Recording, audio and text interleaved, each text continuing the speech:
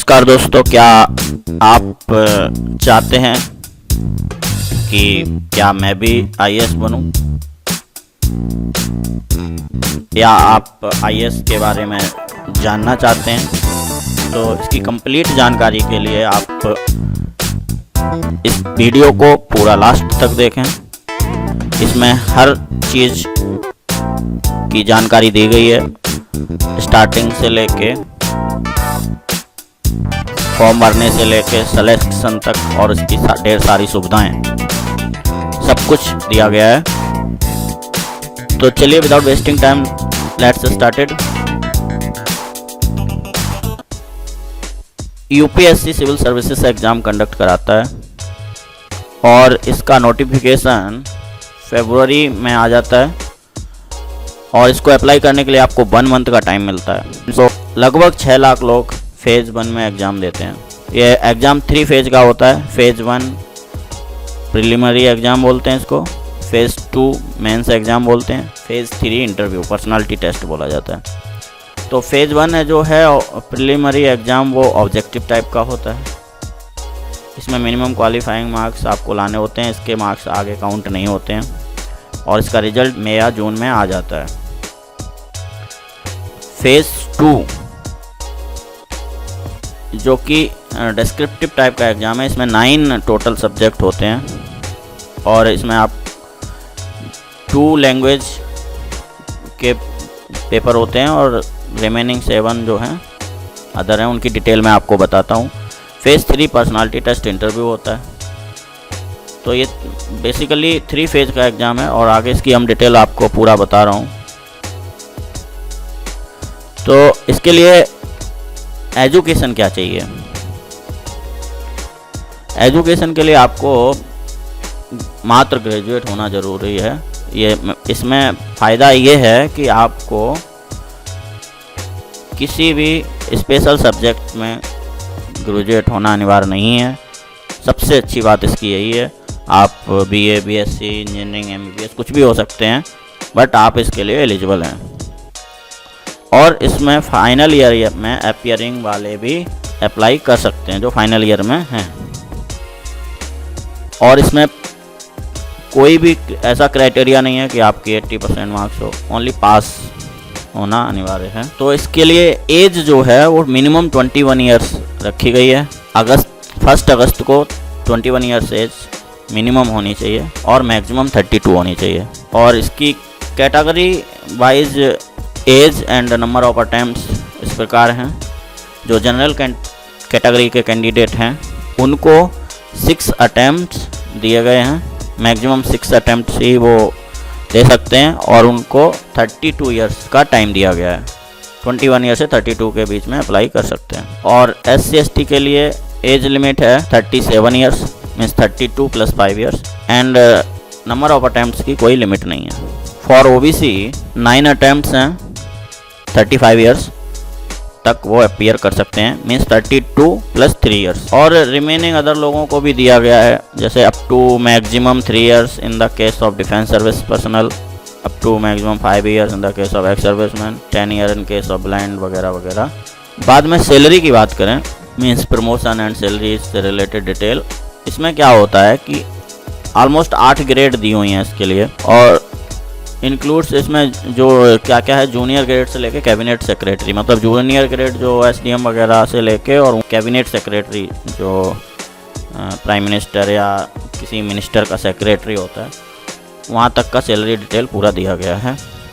बाद में इसमें क्या क्या मिलता है वो पूरा बताऊँगा मैं आपको। इसमें आपको allowance, dearness allowance, house rent allowance, conveyance allowance, medical allowance, other allowance भी दिए गए हैं। इन सब की जानकारी मैं आगे आपको देता हूँ। तो सिर्फ इतना जान लीजिए कि बेसिक पे अभी इतना है, 56,100 है, और जो मैक्सिमम बेसिक है वो 2.5 लाख है। जूनियर लेवल का इतना है, senior means up to 2 to 3 years तक यहाँ रह सकते हैं, उसके बाद सीनियर लेवल का हो जाता है। सो ये आप ग्रेड पे 20,000 + 50,000 से 1,50,000 बेसिक, ये ऐसे ऐसे। फाइनल कैबिनेट सेक्रेटरी का ग्रेड पे वगैरह नहीं है, 2.5 लाख फिक्स है।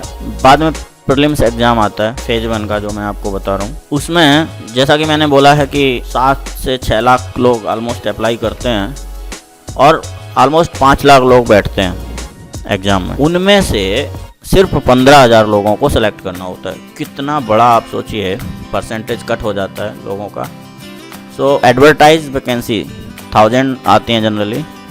एडवर्टाइज वैकेंसी का 15 टाइम्स जो प्रीलिम्स एग्ज़ाम में पास किए जाते हैं। तो 1000 अगर एडवर्टाइज सीट है तो 15,000 लोग प्रीलिम्स एग्ज़ाम में पास होंगे। इसका रिजल्ट जुलाई में आता है और मिनिमम क्वालिफाइंग मार्क्स 33% हैं। तो प्रीलिम्स का पेपर 2 होते हैं, general studies paper 1 and CSAT paper 2। So paper 1 जो है 200 मार्क्स का होता है, 2 आवर्स के लिए 100 क्वेश्चन होते हैं। मॉर्निंग फर्स्ट 9:30 से 11:30 के बीच में होता है। Same day CSAT paper 2 200 marks का होता है, 80 क्वेश्चन होते हैं और 2 आवर्स का ये भी होता है, 2:30 से 4:30 के बीच में होता है।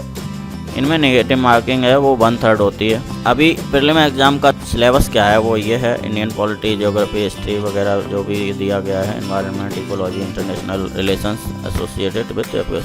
बाद में CSAT civil services aptitude test, उसमें इसमें रीजनिंग, एनालिटिकल क्वेश्चंस टाइप के आते हैं और उसमें जनरल स्टडीज़ होती हैं। तो इन दोनों का सिर्फ आपको पास करना होता है, इसके मार्क्स काउंट नहीं होते हैं मेन एग्ज़ाम के लिए। अभी आते हैं फेज़ 2 एग्ज़ाम, जो यूपीएससी मेंस एग्ज़ाम का बोला जाता है इसको। इसमें 1750 मार्क्स का होता है, टोटल 9 सब्जेक्ट होते हैं और इसमें जो एडवर्टाइजमेंट सीट जो दी जाती हैं, सपोज 1000 सीट दी गई हैं, उसका 15 टाइम्स ही अपीयर होते हैं, जैसा कि मैंने बोला पास किए जाते हैं। सो अभी जो प्रीलिम्स पास हो जाएगा वही लोग इसमें अपीयर हो सकते हैं और अगेन दोबारा अप्लाई करना होता है। सो इसमें जो आउट ऑफ 9 सब्जेक्ट है, 2 सब्जेक्ट हैं वो 300 मार्क्स के होते हैं, एनी इंडियन लैंग्वेज पेपर 1 और एक इंग्लिश लैंग्वेज जो कंपलसरी पेपर होता है। इनमें से एक पेपर जो कंपलसरी लैंग्वेज का पेपर है वो जो ईस्टर्न इंडिया की 7 स्टेट हैं, आसाम, अरुणाचल प्रदेश, मेघालय वगैरह, उन सभी को इनसे छूट दिया गया है और इनमें अदर लोगों को इसमें 25% मार्क्स लाने होते हैं और इनके मार्क्स ऐड नहीं होते हैं। तो फाइनली सिर्फ 7 सब्जेक्ट मेंस एग्ज़ाम के आउट ऑफ 9 उनके मार्क्स काउंट होते हैं। बाकी रिमेनिंग जो इंडियन लैंग्वेज और इंग्लिश लैंग्वेज पेपर हैं वो सिर्फ ओनली पासिंग मार्क हैं, पासिंग पेपर हैं। बट हाँ, अगर आप इन दोनों में पेपर में पास नहीं होंगे तो आपकी कॉपी आगे चेक नहीं होगी, इसलिए मोस्ट इंपॉर्टेंट है ये। Structure of the language papers, अभी इसमें दोनों लैंग्वेज का मैंने डिटेल बताया। वो ऐसे 100 मार्क्स का आता है, उसमें रीडिंग कॉम्प्रिहेंशन 60 मार्क्स के और प्रिसाइज राइटिंग 60 मार्क्स। बाद में ट्रांसलेशन आता है, मतलब इंग्लिश टू जो लैंग्वेज आपने सेलेक्ट किया वो, और जो लैंग्वेज सेलेक्ट किया उसको इंग्लिश में कन्वर्ट करना, ये 20 मार्क्स के आते हैं। बाद में grammar and basic language usage वो 40 मार्क्स का आता है। अब आते हैं यूपीएससी मेन का सिलेबस। इसमें टोटल 9 सब्जेक्ट होता है, जैसा मैंने बोला। आउट ऑफ 2 का मैंने बता दिया है, इंग्लिश लैंग्वेज और एक कोई भी इंडियन लैंग्वेज, ठीक है। तो अभी आते हैं यूपीएससी मेन सिलेबस में, जो अभी मैंने आपको बता दिया, इंडियन लैंग्वेज और इंग्लिश लैंग्वेज आउट ऑफ 9, 2 तो वो हो गया। रिमेनिंग 7 पेपर का डिटेल ये है। 3 आवर्स का सब्जेक्टिव पेपर होता है और आपको जो आंसर देना है, आपने जो फॉर्म में जो मीडियम फिल किया था उसी मीडियम में ही आंसर देना है, अदरवाइज आपकी कॉपी चेक नहीं होगी। और इसका रिजल्ट जो है वो मार्च में आता है, उसका जुलाई में आता है, इसका मार्च में आता है। तो पेपर 1 जो है ऐसे होता है क्या, और आपने जो भी मीडियम चॉइस किया उसके अकॉर्डिंग आप उसमें उसी मीडियम में दे सकते हैं। इसके लिए सिर्फ 2 ऐसे लिखने होते हैं, 125 का 1 मार्क्स क्वेश्चन आता है। पेपर 2 है वो जनरल स्टडीज़, इसका मतलब 4, पेपर 2 में 4 होते हैं, general studies 1, general studies 2, general studies 3, general studies 4, इसमें 4 होते हैं। तो इसमें पेपर 1 जनरल स्टडीज़ 1 में Indian heritage, culture, history, geography of the world, society ये आता है। बाद में जनरल स्टडीज़ 2 में governance, constitution, policy, social justice and. Paper 3 general studies 2 governance, constitution, polity, social justice and international relations. General studies 3 technology, economy, development, biodiversity, security and disaster management.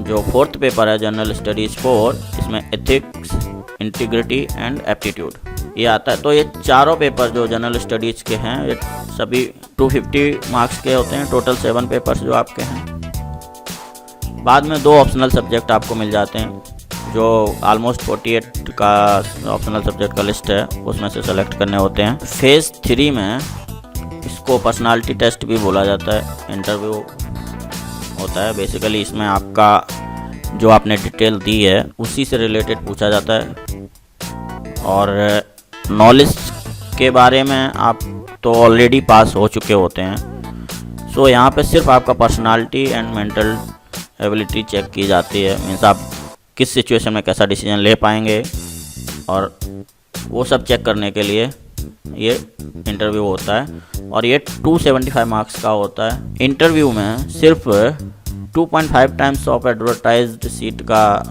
Selection होता है। Means 1000 seat के लिए advertisement आया है तो 2500 लोग ही final interview में जाएंगे। और ये इंटरव्यू दिल्ली में 20 डेज तक चलता है। इस इंटरव्यू में 100 रैंक मतलब टोटल आउट ऑफ जो इंटरव्यू एंड मेंस एग्ज़ाम का जो आउट ऑफ 7 सब्जेक्ट है ना, 7 आउट ऑफ 9, उन 7 सब्जेक्ट का और इंटरव्यू का मिला के रैंक बनती है। और जो 100 रैंक लेके आता है उनको IAS मिल जाता है। बाद में जो इंटरव्यू में वही लोग जाते हैं जो मेन एग्ज़ाम पास कर लेते हैं। बाद में इसमें अभी आपको कुछ इम्पॉर्टेंट चीज़ें बतानी हैं, जैसे कि टोटल जो है मार्क्स जो मेंस एग्ज़ाम का जो है उसमें 1750 मार्क्स का होता है और 275 का इंटरव्यू होता है।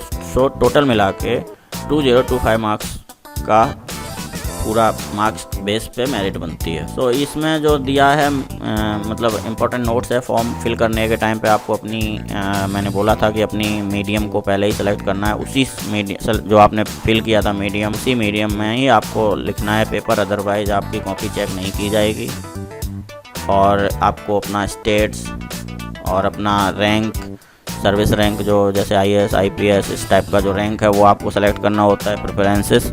बाद में पोस्टिंग के लिए स्टेट्स और आपका मीडियम, ये सब चीज़ें आपको फॉर्म फिल करने के लिए मतलब मेंस का एग्ज़ाम फिल करेंगे फॉर्म उसी टाइम भरना होता है। अभी इसका बेनिफिट्स क्या होते हैं IAS के, वो सारी चीज़ें बता रहा हूँ। इसमें हाउस रेंट अलाउंस HRA है, 40% ऑफ बेसिक पे का मिलता है अगर वो गवर्नमेंट जो हाउस नहीं लेना चाहते हैं तो। अदरवाइज़ डुप्लेक्स बंगला पॉज एरिया में मिलता है, जो किसी भी डिस्ट्रिक्ट लेवल का अच्छा एरिया है, डेवलप्ड एरिया है वहाँ पे। और डियरनेस अलाउंस मिलता है, ट्रैवल अलाउंस मिलता है, ऑफिशियल एकोमोडेशन मिलता है। और जैसे जैसे सीनियर पोस्ट हो जाते हैं उस time duplex Bangla in the VIP restricted zone in the state, जब सीनियर हो जाएंगे तब। बाद में ऑफिस व्हीकल्स मिलते हैं मिनिमम 1 और मैक्सिमम 3 तक।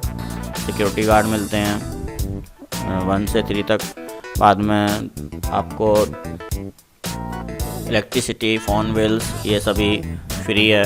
3 मोबाइल सिम मिलती हैं, वो भी फ्री हैं। और हाउस होल्ड स्टाफ मिलता है जो खाना पीना बना के देते हैं। स्टडी लीव आपको 2 से 4 साल तक मिलेंगी फॉरेन स्टडी के लिए। और medical expenses, pension leaves, ELCL medical वगैरह वो सारी लीव जो होती हैं वो सभी मिलती हैं। तो इसके साथ ही दोस्तों कंप्लीट कंक्लूजन में आपको बताना चाहता हूँ कि ऐसे जो है 2 क्वेश्चन आते हैं और जनरल स्टडी मेन में 20 क्वेश्चन आते हैं और एथिक्स में 12 क्वेश्चन आते हैं। सो अभी एक बार जब ये फाइनल इंटरव्यू हो जाता है तो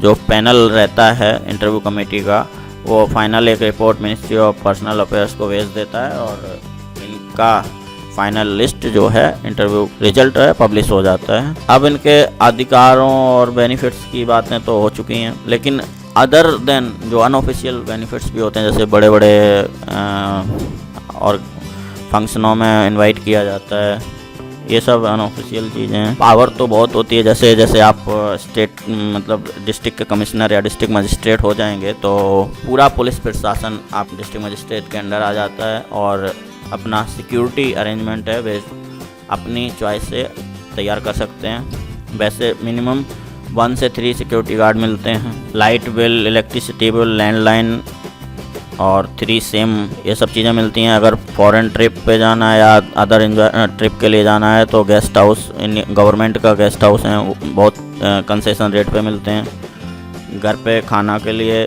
घर की सर्विस के लिए पूरा सर्विस स्टाफ मिलता है, और 1 माली और 2 कुक मिलते हैं। 4 साल के लिए study leave, foreign study leave भी मिल जाती है। तो प्लीज़ अगर मेरा चैनल आपको पसंद आया तो लाइक, शेयर, सब्सक्राइब करना ना भूलें। थैंक यू दोस्तों।